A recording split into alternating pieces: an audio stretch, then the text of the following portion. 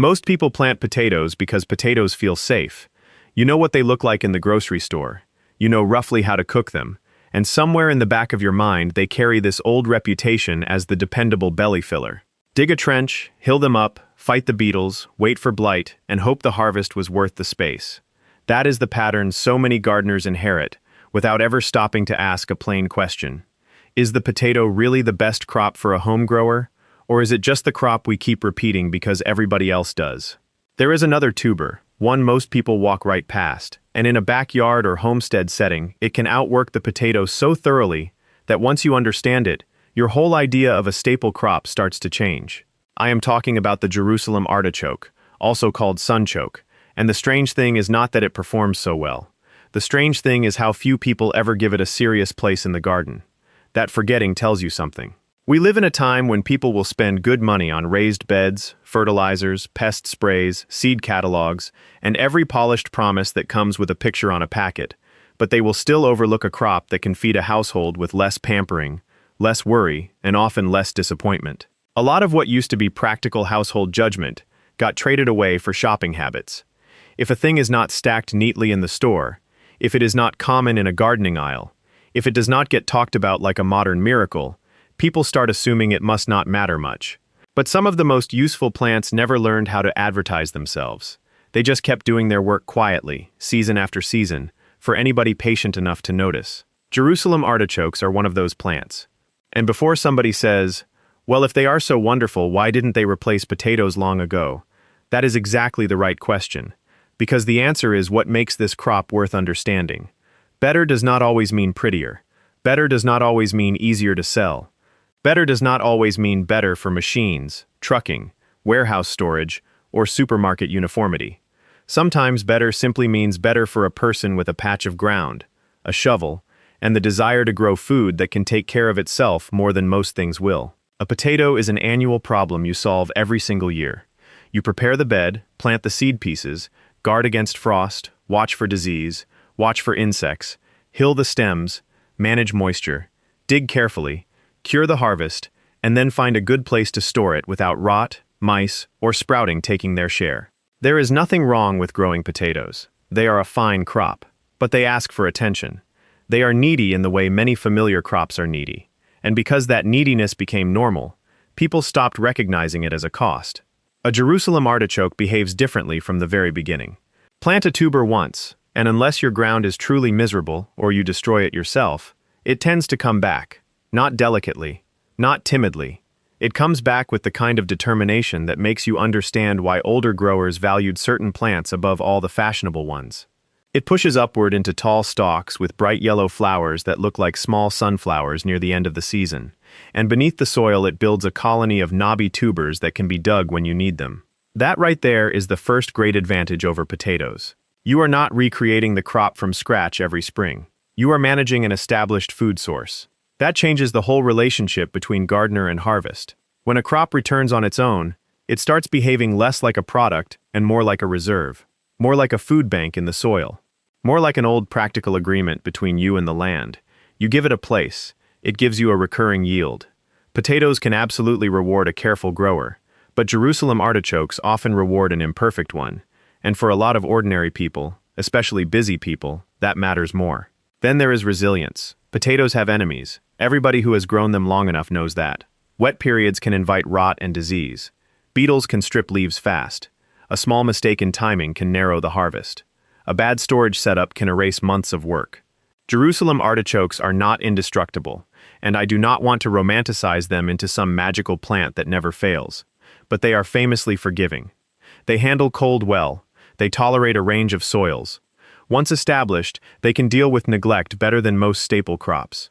They do not require you to hover over them like a nervous manager checking a ledger. And that forgiveness is not a small point. It means the crop fits real life. Real life includes missed watering, family emergencies, bad weather, late starts, and seasons when you simply do not have the energy to fuss over everything.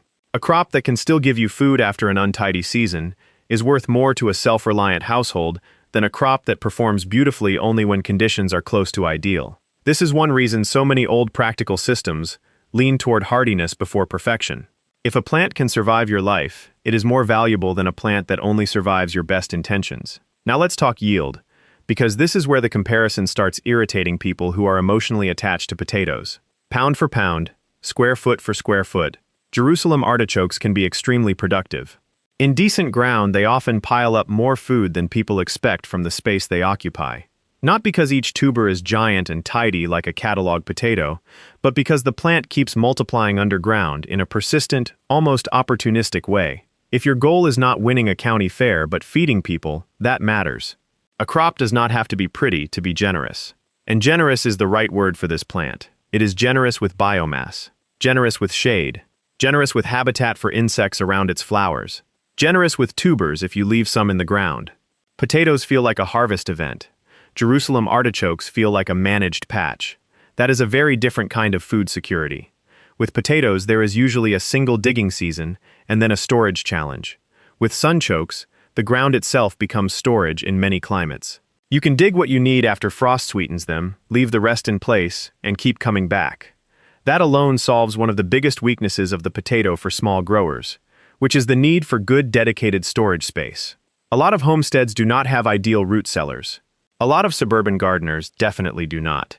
They have a garage that gets too warm, a basement corner that gets too dry, or a pantry that looks good until February, and then suddenly sprouts and soft spots start showing up.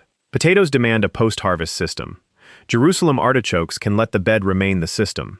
That does not mean you never store any indoors, but it means you are not forced to solve everything at once. The harvest can be stretched, the risk can be spread out, the pressure comes off.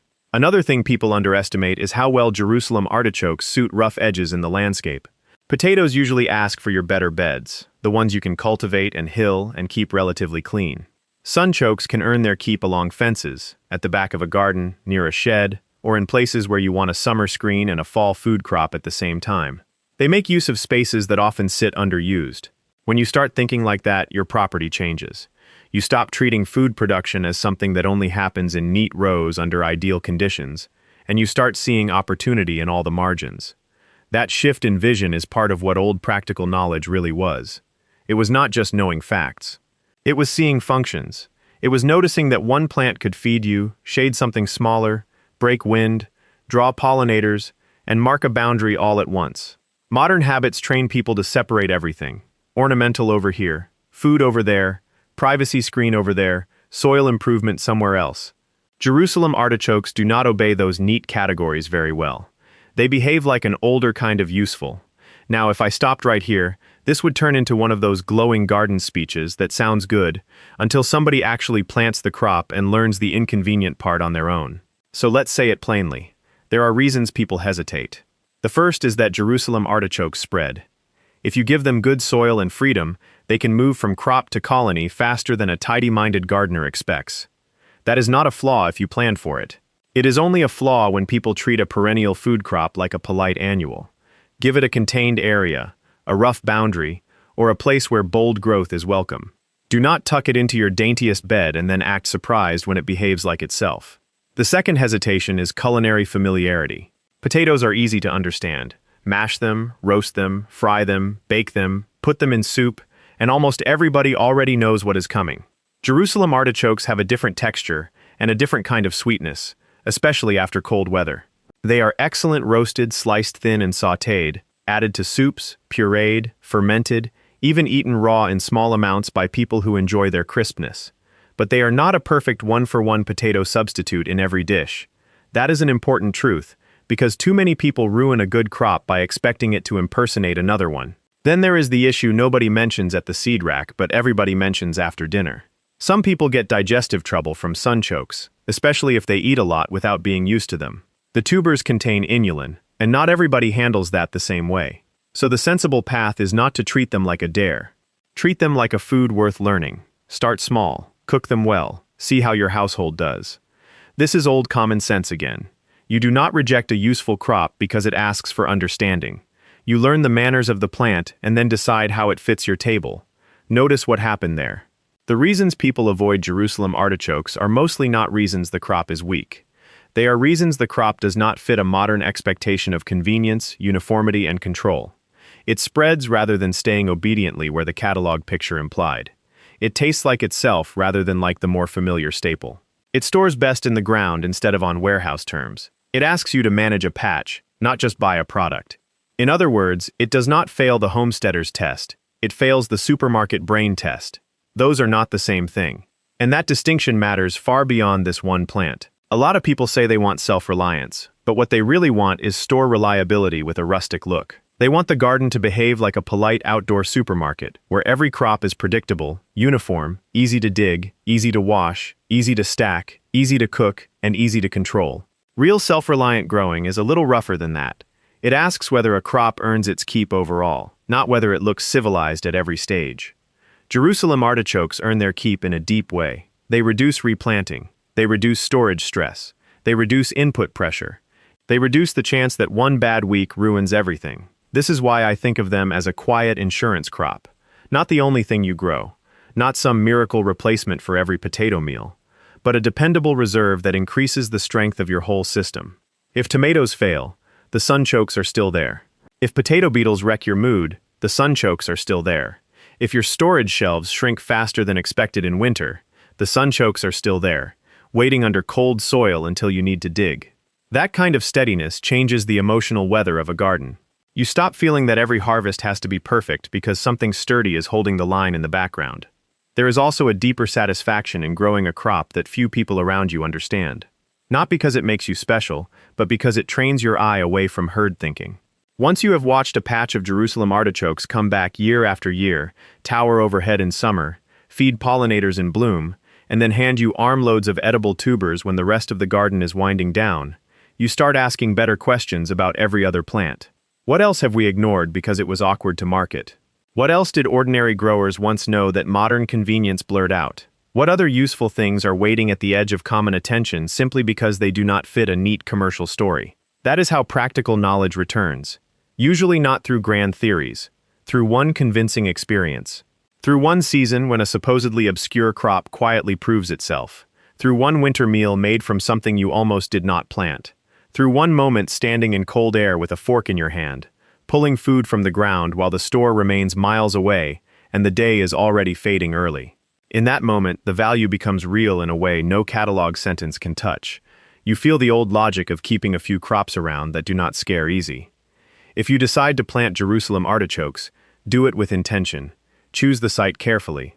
Think about height, because they can grow tall enough to cast real shade. Think about spread, because whatever you leave behind may become next year's stand. Give them room where that is an advantage, not a nuisance. Harvest after frost for better flavor.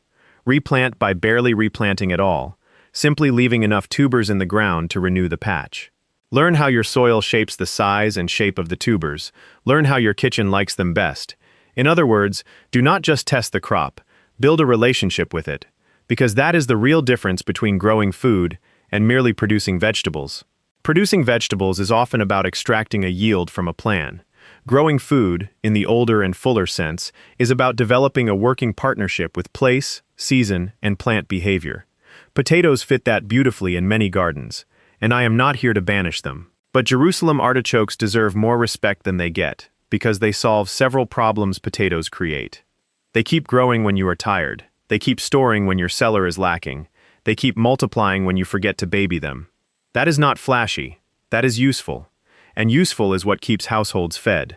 So maybe the real reason almost no one plants this hidden super crop is not that it lacks value. Maybe it is that it asks for a different kind of gardener. One less interested in perfect rows and more interested in lasting systems. One willing to trade a little neatness for abundance. One willing to learn a food that does not arrive pre-explained. One willing to judge a crop by resilience, return, and practical strength instead of habit alone. That kind of judgment used to be ordinary. It can be ordinary again. There is another reason this crop deserves attention, and it has to do with timing. Potatoes crowd the spring to-do list. The same season when you are starting seedlings, fixing fences, watching the weather, trying not to plant too early, and wondering whether the ground is finally ready, is the same season when potatoes are asking for their share of organized effort. Jerusalem artichokes can ease that pressure, because once the patch is established, spring is less about a careful launch and more about simple observation. Are the shoots emerging? Is the patch where you want it? Do you need to thin or redirect the stand? That lighter mental load counts for something. Gardening is not only measured in pounds, it is measured in attention. And attention is one of the most exhausted resources in modern life. People talk constantly about being short on time, but often what they are really short on is spare noticing, spare judgment, spare energy for one more fragile thing. A crop that grows well under less supervision is not just convenient, it is psychologically generous. It gives back some breathing room. For households trying to become more food secure without turning every evening into a management meeting, that is a real advantage. Potatoes often ask, "How serious are you?" Jerusalem artichokes ask, "Where should we stand so we can keep helping year after year?" The plant also teaches a useful lesson about appearances. When you dig potatoes, the satisfaction is immediate. Smooth skins, familiar shapes, a clean visual reward. When you dig Jerusalem artichokes, what you often pull up looks more unruly, more odd, more homemade. The tubers can be lumpy, branched, dirt-grabbing, and irregular. If your eye has been trained by supermarket produce, they do not present themselves with much polish. But there is something healthy about growing food that weakens your attachment to polish. It reminds you that nourishment and beauty are not always packaged together in obvious ways. Sometimes the best thing in the ground looks like a misfit until it reaches the pan. That may sound like philosophy, but it becomes very practical the minute grocery prices rise or a harvest disappoints. In hard seasons, neatness loses some of its authority. What begins to matter then is return. How much food came from that piece of ground? How many extra inputs did it demand? How much of your year did it consume? How much of it spoiled before you could use it? On those questions, Jerusalem artichokes often speak very strongly for themselves. They may not win the beauty contest, they may not win the popularity vote, but they win a surprising number of arguments that actually matter in a household economy. Of course, none of this means you should rip out your potato patch and declare a new era. That kind of all-or-nothing thinking is usually where good gardening ideas go bad. The wiser question is not which single crop deserves total loyalty. The wiser question is which mix of crops gives your household the strongest overall position. Potatoes still have advantages. They are deeply familiar. They are versatile. They suit many dishes with almost no explanation. They can be stored well when conditions are right. But Jerusalem artichokes deserve a serious seat at the table because they cover weaknesses potatoes leave exposed. That is really the heart of the comparison. If you only judge by taste in one recipe, you miss the point. If you only judge by how easy it is to peel a tuber, you miss the point. If you only judge by whether your neighbors recognize the crop, you definitely miss the point. The better way is to ask a bigger set of questions. Which crop tolerates neglect better? Which one bounces back with less drama? Which one keeps food available without elaborate storage? Which one can turn marginal ground into steady return? Which one reduces annual labor instead of renewing it? When you ask those questions, the answer starts leaning in a different direction. There is history in that. Jerusalem artichokes were never truly unknown. They were known, used, and then gradually pushed aside in many places by the crops that fit industrial agriculture, standard marketing, and modern culinary habits more neatly. That happens again and again in food culture. Plants are not always forgotten because they fail. Sometimes they are forgotten because they are hard to standardize, hard to box, hard to make fashionable, hard to move through the same pipeline as everything else. Home growers should pay attention to that pattern because what serves the market best and what serves the household best are not automatically the same thing. If you want a practical example, think about harvest handling. Commercial logic loves uniformity. Similar size, similar shape, predictable appearance, easy washing, easy packing. Jerusalem artichokes resist that tidy story. They fork and knot and cling to dirt in ways that are mildly annoying for commerce, but hardly tragic for a person standing at a sink. Home logic is freer. Home logic can say, "This took little work, tastes good, roasted with oil and salt, and came from a patch that will be there again next year." Those are very different standards. One asks whether a crop behaves well in a truck, the other asks whether it behaves well in a life. That might be the most important recovery of all for a modern grower. Learning to choose by life standards instead of market standards. Does it fit your weather, your energy, your soil, your storage, your cooking, your property, your patience? If yes, then it belongs in the conversation, even if the store never taught you to want it. And if a crop solves problems that your familiar staples keep creating, then not planting it can become its own kind of costly habit. Not dramatic, just quietly expensive in work, in missed resilience, and in dependence on crops that ask more from you than they need to. So if this is the first time you have seriously considered Jerusalem artichokes, do not make the mistake of treating them like a novelty. Novelty crops get planted in the spirit of entertainment. They are judged too quickly, placed too carelessly, harvested too casually, and abandoned after one confusing meal. A true staple candidate deserves better than that. Give this crop a real trial. Give it enough room to show you what it does over more than one season. Learn how frost changes the flavor. Learn how hard you need to dig in your soil. Learn whether roasting, soup, or a quick sauté wins your household over. Let experience speak louder than unfamiliarity. And if you have tried them and decided they were not for you, that is useful knowledge too. Maybe your soil made harvest miserable. Maybe the spread was more trouble than the yield justified. Maybe the flavor never earned its place at your table. Fine. Honest garden judgment is not about forcing every old crop into every modern yard.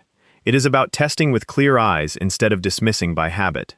What matters is that the decision becomes yours, rooted in lived results rather than in the silent assumption that the common crop must automatically be the better crop. If you have ever grown Jerusalem artichokes, I would love to know whether they became a staple for you or whether the drawbacks kept them in the category of interesting but not essential. And if you have never planted them, tell me the honest reason. Was it the spreading, the cooking question?